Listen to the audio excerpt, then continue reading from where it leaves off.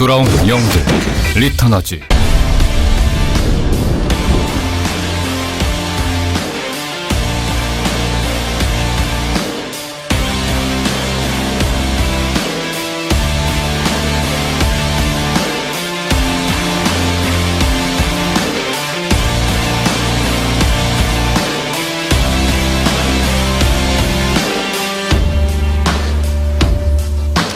Welcome back, everybody, to the 2016 Hearthstone KeSPA Cup here with Valdez and Wolf. We're getting into the winners match now, so we're going to introduce, kind of how things went up until now.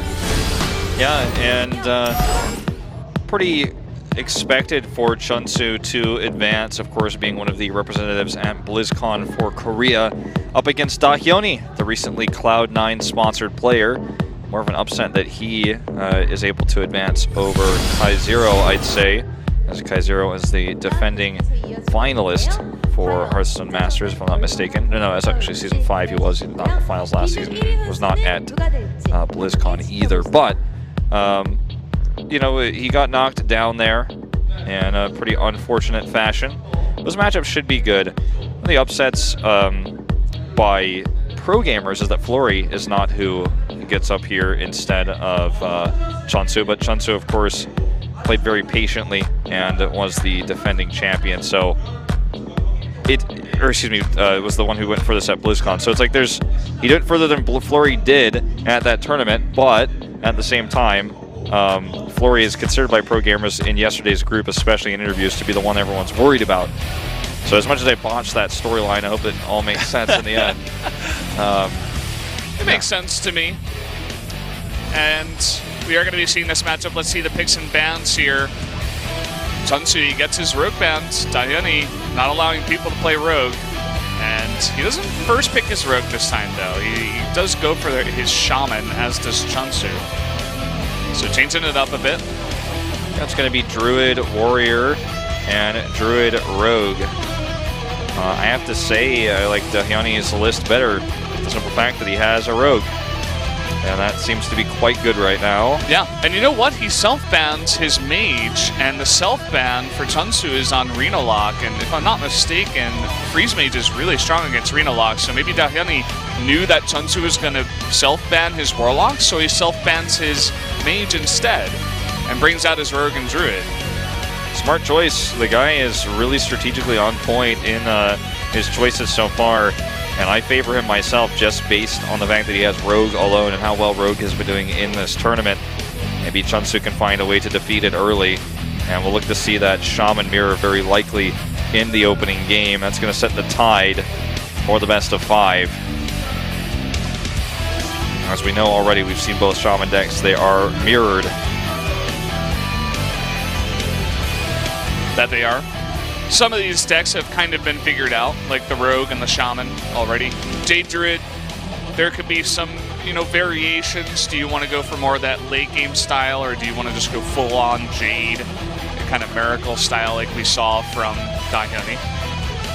Interesting to note is that DDaHyoNi did not bring a Warrior deck to this tournament, so it doesn't have one, and it cannot be banned. So really, really interesting dynamic with his deck picks. Yeah, for sure. So guys, let's jump into game number 1 right now between DDaHyoNi and CheOnsu to decide who gets out of this group in first place.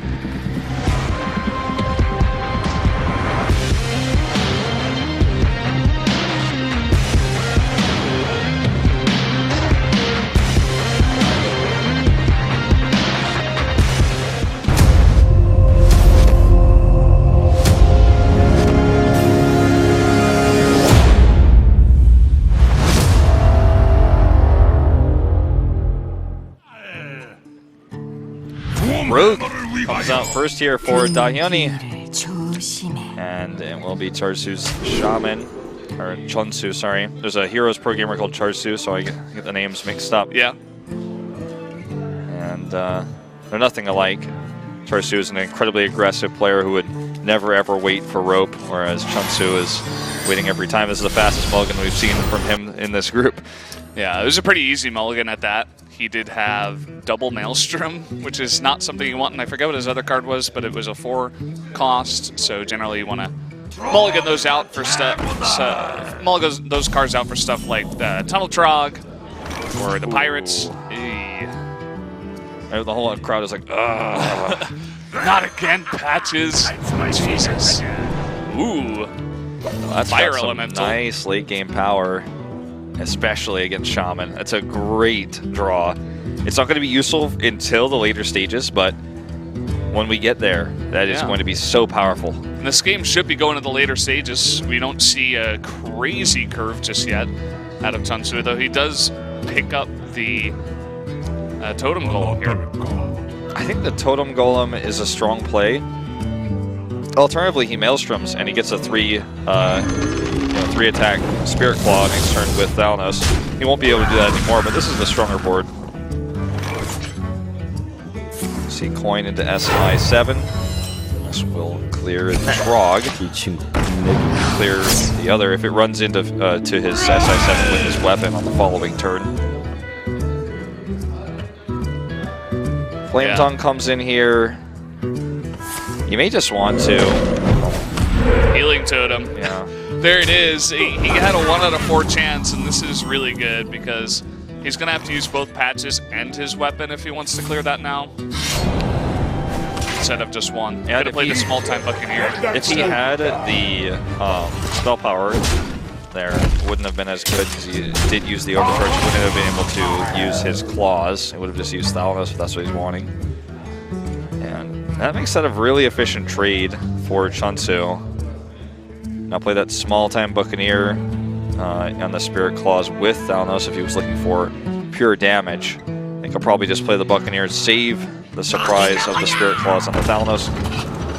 Patches will come out, and he can use Flame Tongue to maximize this damage. Yeah.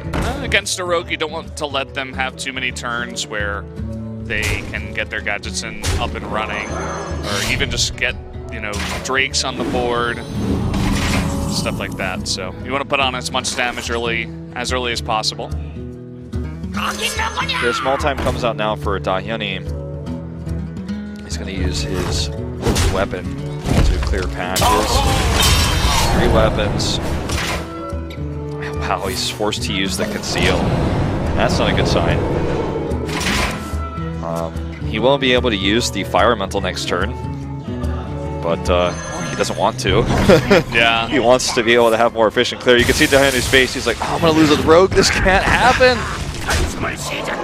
Rogue needed a win, for sure, and he's not in a good spot. The Spell Power Maelstrom is enough, and okay, here we go. We have the Fire Elemental, and he can clean out DDaHyoNi, but he's down to 10 health now. Which means he's really down to 5 at best. G, the Lightning comes out, and he has the Flame Tongue. That will be game. Going to be 5-1. Kill him off any way he chooses. We'll use the Swashbuckler. And Rogue goes down this time. And CheOnsu will remove Shaman. His 3 wins he needs. It's kind of risky, you know, to go for something like that. If you run into a Shaman who gets a really nice curve and you don't have the best curve in the world, then you're just going to lose your Rogue, and it's not, you know, it's just another loss there to start it off early. But he's like, it says here that I lost as Rogue. I can't sign that. That was CheOnsu. It's like, wait, he was Rogue? That's DDaHyoNi who did lose and is not happy about it. It was actually funny, some of the most emotions we've seen from CheOnsu in this group so far was to smile and talk to the referee there. He's been very calm and patient. He's like a mastermind. It's like a L from Death Note or something. yeah, kind Most of the time. Sits back in his chair. He's also wearing a suit and tie. Yeah, you know, the thing is, this is the theme has been very suit and tie for this tournament. Very classy here at Hearthstone KeSPA Cup. So let's jump into the second game of the matchup. CheOnsu versus DDaHyoNi.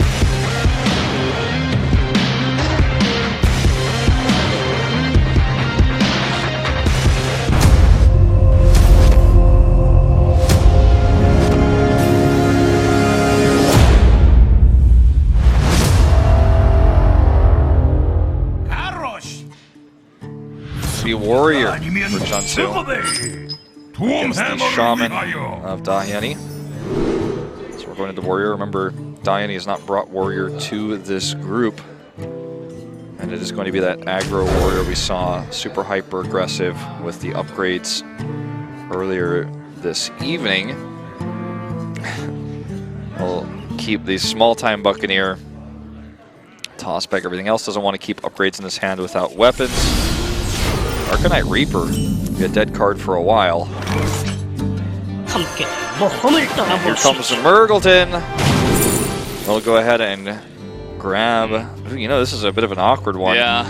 Because the Paladin power isn't that strong. This is not a face deck, and the Rogue power, the Dagger, has anti-synergy with the weapons he has in his deck and doesn't have any buff cards for it. Oh, and now he's going face against a class that's just, or the deck that's better designed to do that. It's kind of interesting that he goes for that. You know, the Paladin one, I understand why he doesn't. You know, the hook can kill it. The first mate can kill it. The Frothing Berserker is going to get some free buffs from it. It's just not that good at all to have. He really just wanted probably the Priest hero power, as we saw earlier. Yeah. He's just unlucky.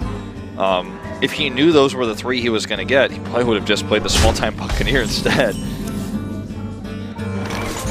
Okay, he can clear patches here. He could actually Trog for a follow-up Wolf turn 3. It's going to be hard to kill that Trog without a weapon.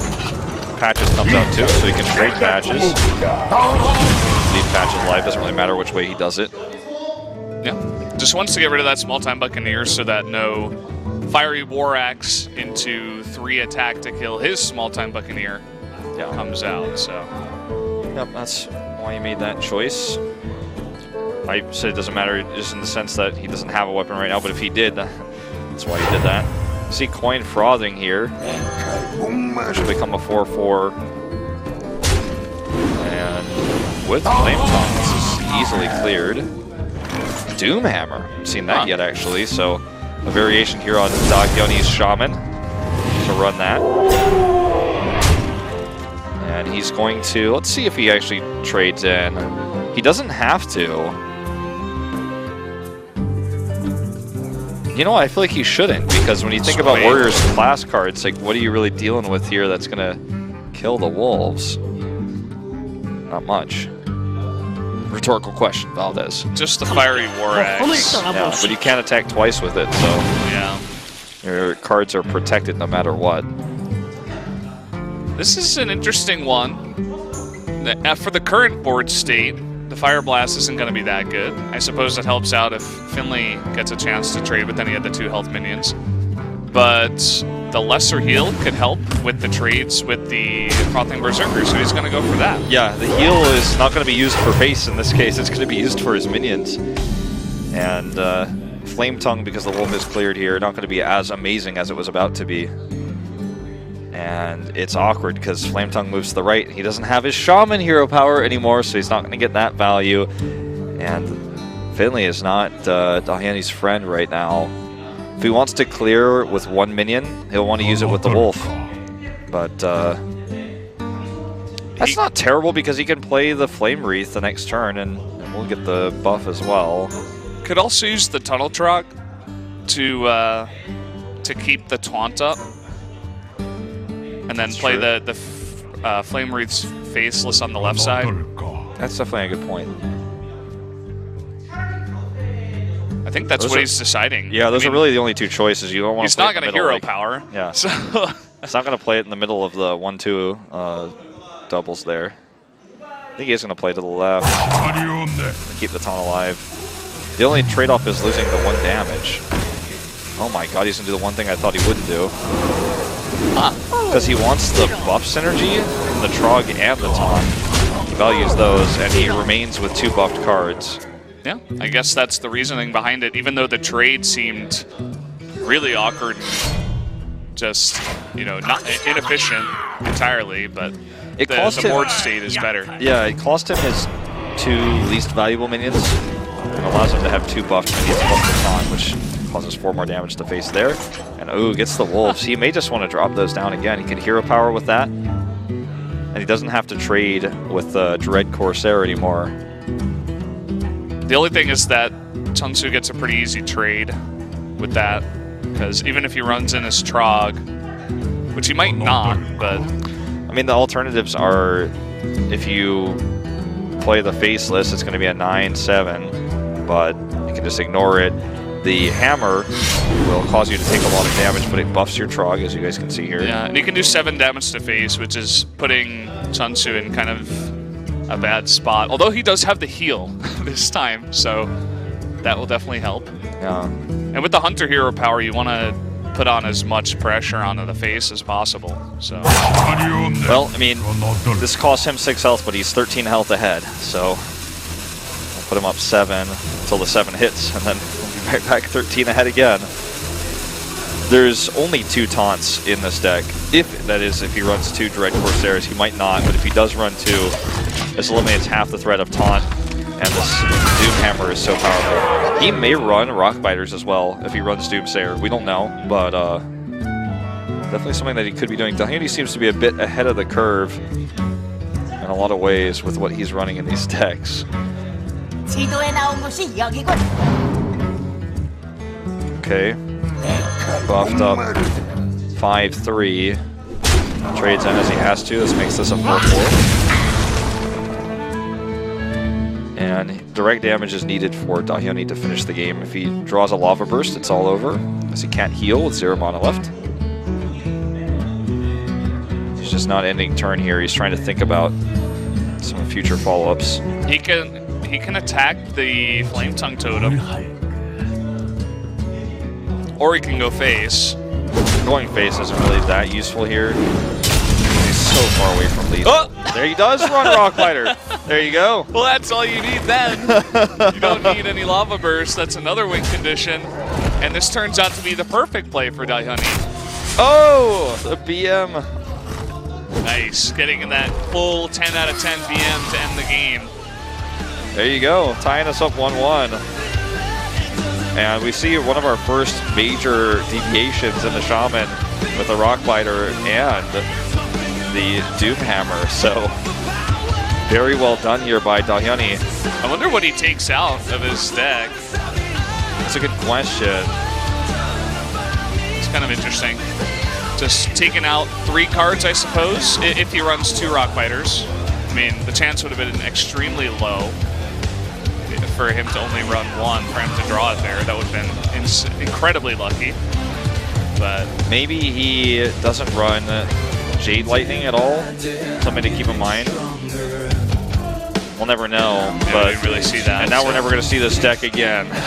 But you know what? Sometimes small deck variations like this win you a game, get you back in a best of 5. So Shaman removed for both. Druid for both available, and then there's CheOnsu's Warrior and DDaHyoNi's Rogue. Yeah, we'll see if maybe you can have some better luck with that. Let's jump into game number 3 right now.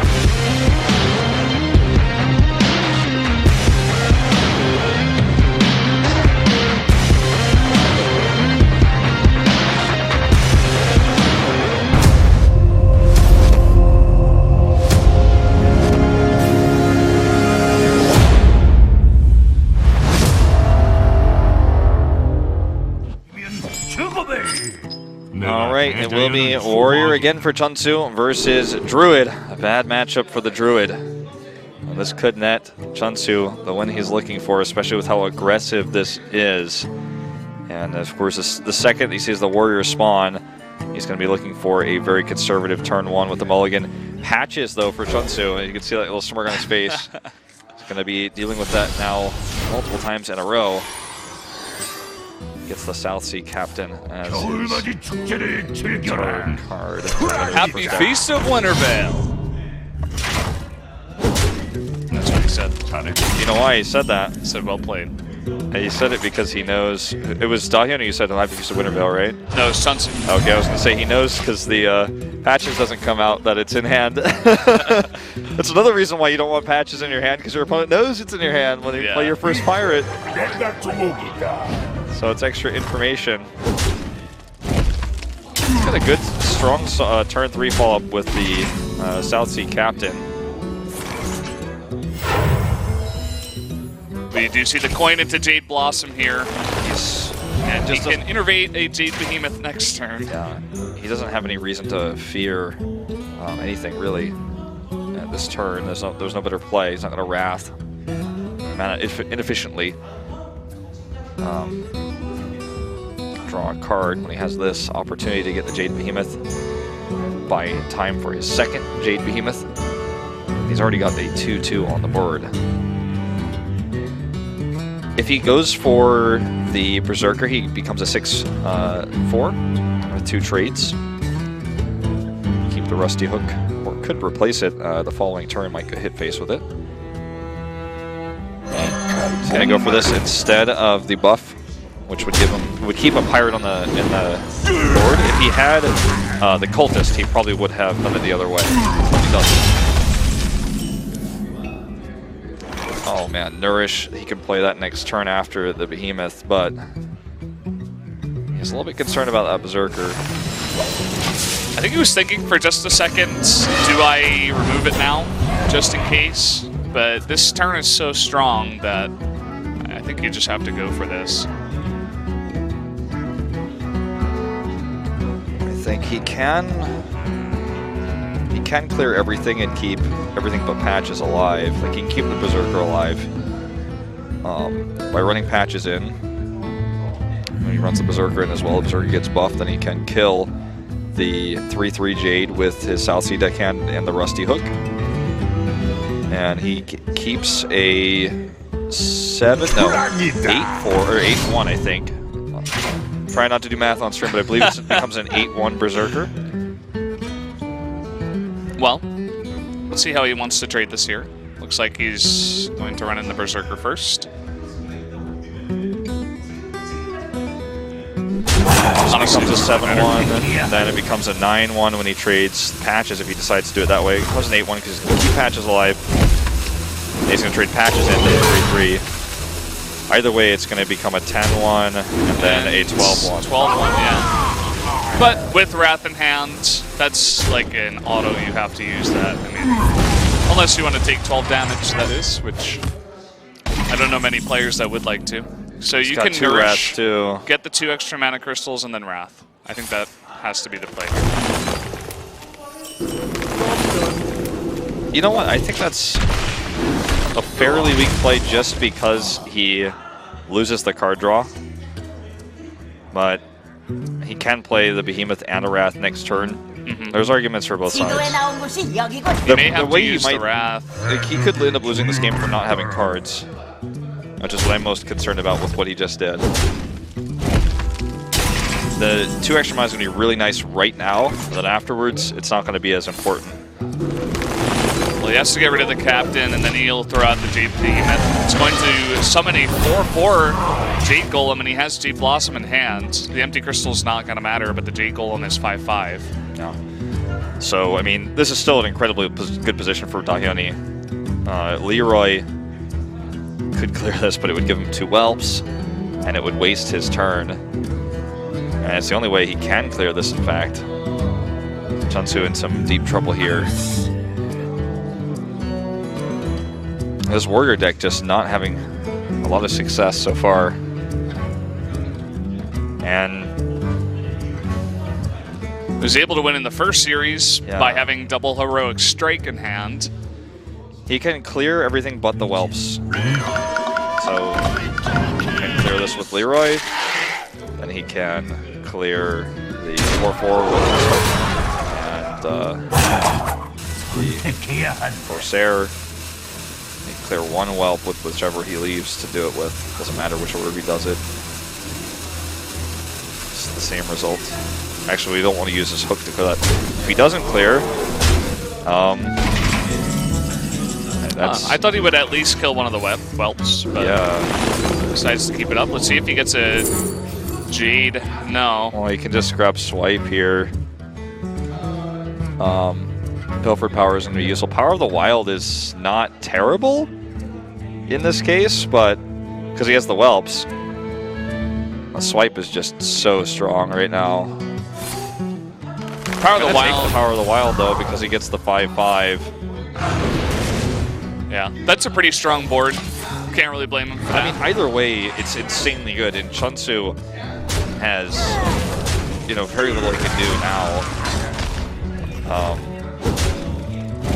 He doesn't run execute. Did he purposely not kill the 1-1 with his hero because he wanted to save 1 health? I think that must be it. Because he traded his 2-1, and he did 1 less damage to face, but he took 1 less damage to his face, and one of his minions is less powerful. I think at this stage, I think that's more important. Because you know they're going to can't really do much either way. That's the best way to concede, is to just take some damage first. DDaHyoNi's saying something, he's like, oh, I thought I was screwed. But not the case. CheOnsu falling a bit short with that warrior. And now DDaHyoNi only needs to win with 1 more deck, and that is his Rogue, which, as we said before, one of the most successful decks we've seen in this entire tournament. He lost to that amazing Shaman hand in Game 1. But with this warrior, it's going to be a little bit tougher. CheOnsu's Druid, of course, available as well. We'll see what variation it is. He did self-ban that earlier, so that leads me to believe it's going to be a pretty unique Druid. And we'll have to wait and see. But he wants to use his warrior first. Generally, you want to save your decks. Because if you show your Druid, you still have to win your warrior, but then your opponent that you're playing in the loser's match, if you lose, just saw what Druid deck you're running, so you want to keep that hidden. So he's going to use it only if he needs it to win. Yeah, no doubt. And this could go to Game 5. These guys are very evenly matched. Winner advances to the semifinals, mind you. This is a very important next game here. Looks like DDaHyoNi is poised to take it. He's got the advantage with that Rogue. Yeah, definitely liking his chances here with the Rogue. Can he clean it up on match point now? He has 2 chances to do it. Let's find out.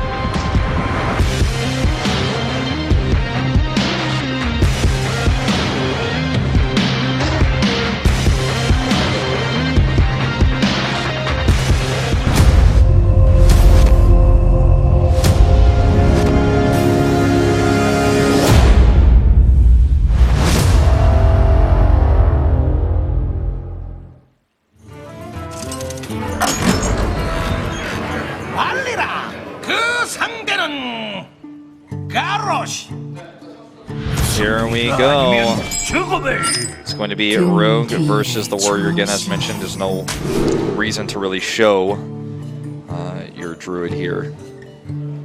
Unless you believe in some sort of like weird fate or like karma system or something. You're like, well, if I'm with this, and like maybe my Warrior gets stronger. I'll just have to hope that nobody actually thinks that way. Yeah, no. They're a Hearthstone pro.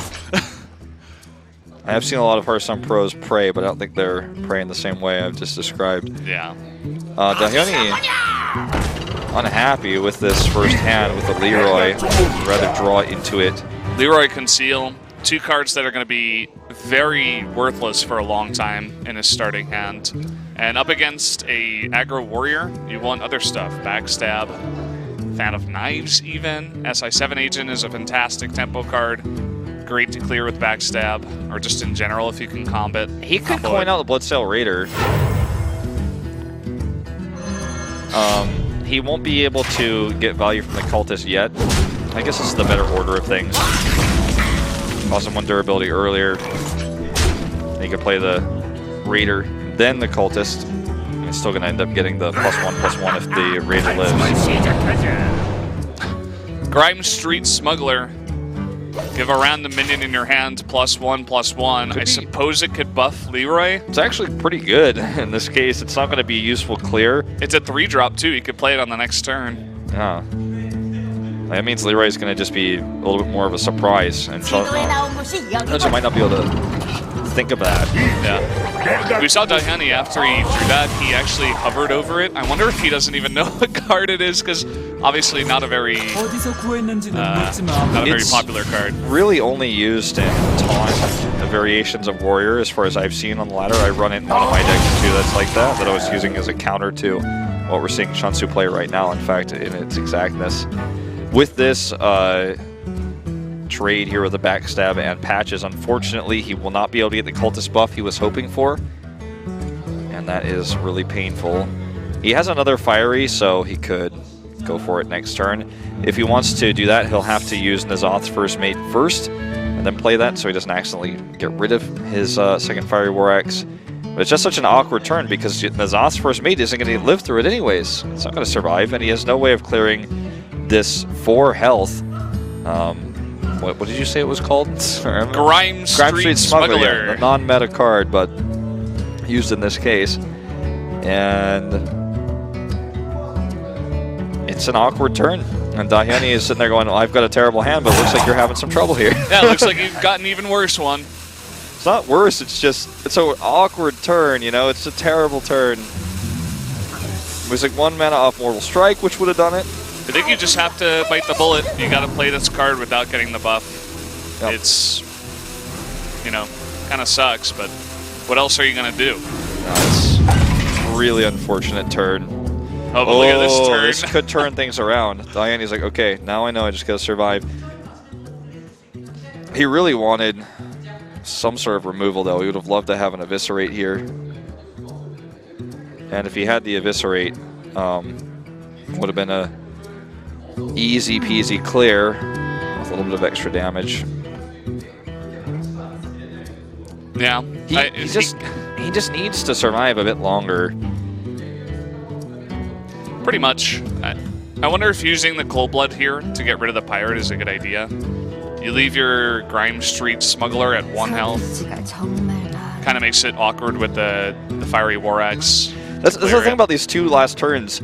You never want to use more than 1 card to remove another card. Otherwise, you lose card advantage. So neither player wants to make these awkward moves where they're 1 off, but he has to do it. Just like we saw, you had to play the card without getting the buff. It's so painful to watch it, but it's required. Yeah. Oh, he's going to conceal it. Interesting. Yeah, well, no Whirlwind in this meta. In CheOnsu's variation, no Ghoul. And he knows that this is a pretty safe move. It's going to weaken his gadgets in later, but in the short term, it's going to be very powerful. He still has counterfeit coins he can draw into. And his Leroy is buffed at 7. 7 and 3. It's going to be tougher to remove that Leroy with the Whelps, with the +3 health too, so keep that in mind.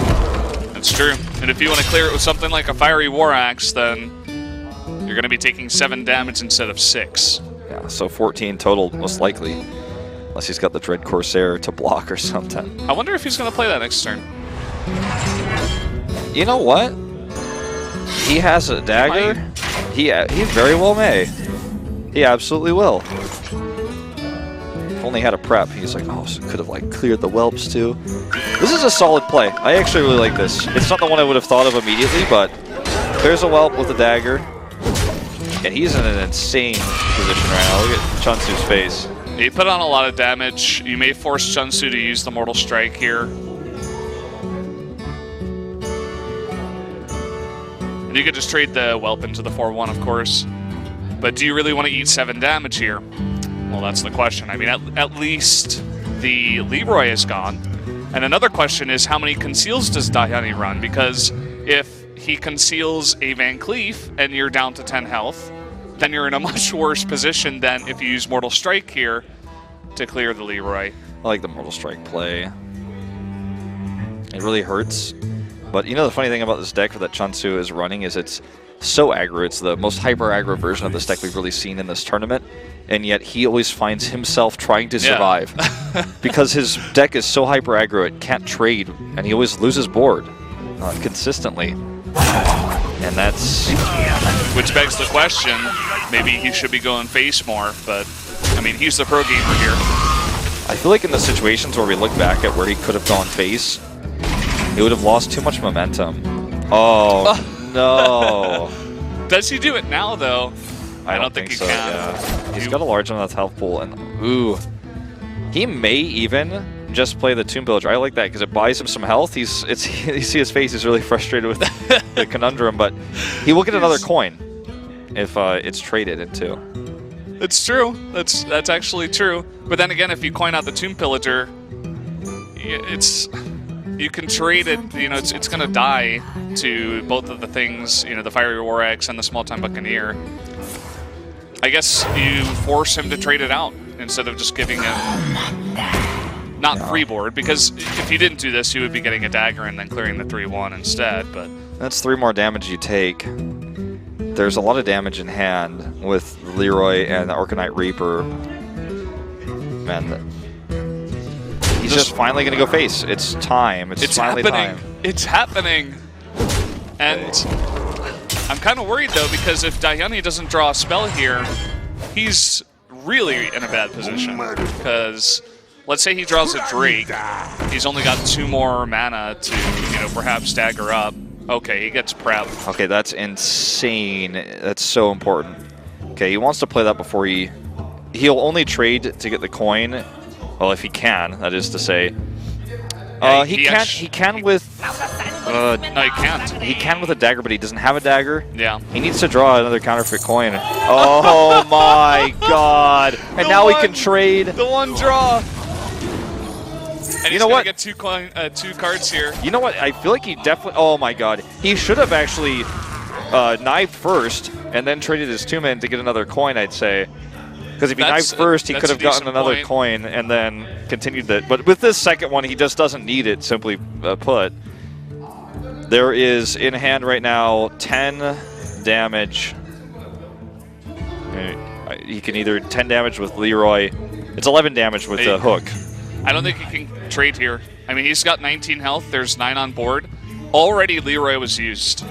And Cold Blood, too. There's 2 Eviscerates left. Like, let's think about what the Rogue has. 2 Eviscerates left, maybe another Cold Blood, and no Leroy. So there's not that much damage that he can draw into, but it is scary because, let's say, you know, he gets a second prep, which we know he did. Maybe. Of course, CheOnsu doesn't know. So there's a lot for him to think about. Does he go face with the Arcanite Reaper to get the kill next turn? Or does he kill the Gadget Sand now? I think he does.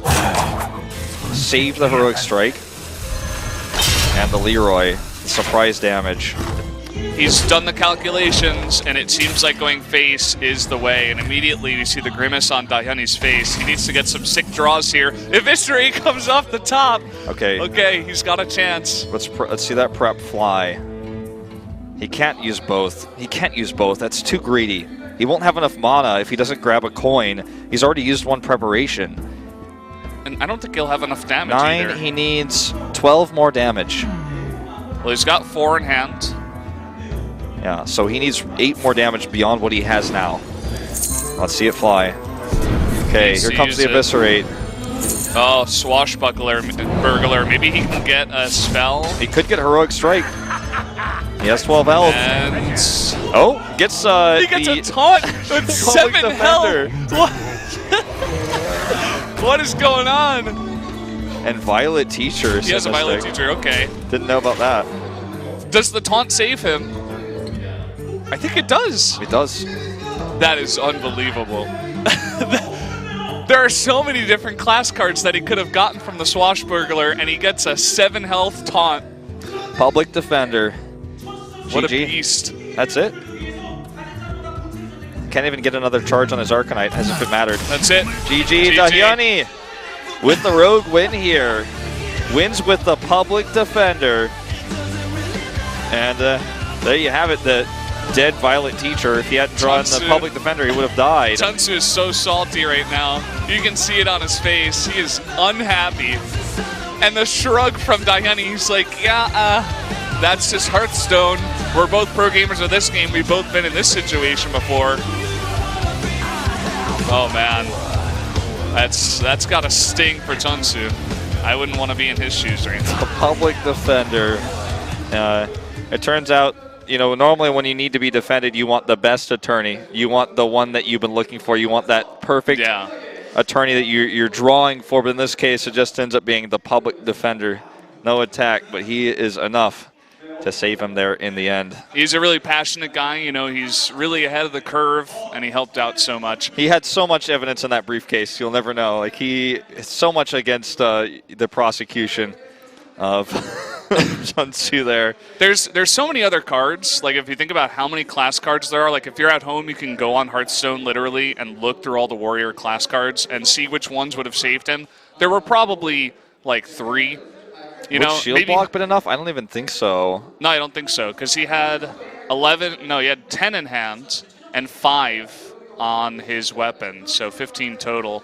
The thing is, the taunt was all he really needed. There were a few other taunts he could have gotten, but that's the healthiest taunt, and that's all.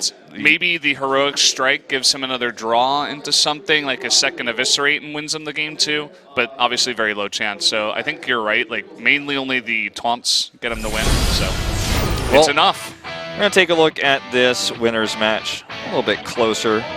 The Wolves here allow him to go over the Berserker. That was a nice top deck.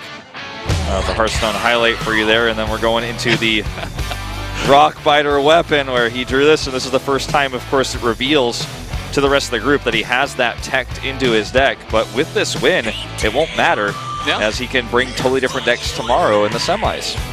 Very true. So he's able to get that win. And it was tied up 1-1 here, and then we saw some nice Jade Druid action. Oh yeah, he had a great curve. And there was just not enough for CheOnsu to deal with this. Just put him on match point. With this win for DDaHyoNi, he will face Caster tomorrow, actually, in the semifinals. And the winner of our final match will face Time. And yep, here we go into our final highlight of this Druid match. We're gonna get that interview. It's too bad I'm gonna ask DDaHyoNi if he knows if he missed lethal. Yeah, so we are going to be going to a commercial before we get to that interview. Of course, after we finish up our highlights here. Just if you did miss the games, there were some pretty nice ones.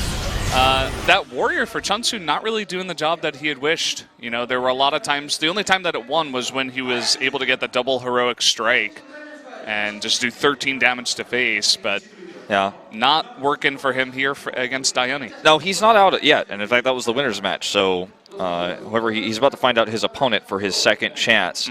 But he's shown so many decks already, and I feel like he's shown really the weakness of that warrior deck in a lot of ways. Might even want to consider self-banning it going into his final match. That's true. I think he had Warlock self-banned last time. Maybe we'll get to see that next time. Guys, we're going to take a quick break. When we come back, we'll go into that losers match between Flurry and Kaiser.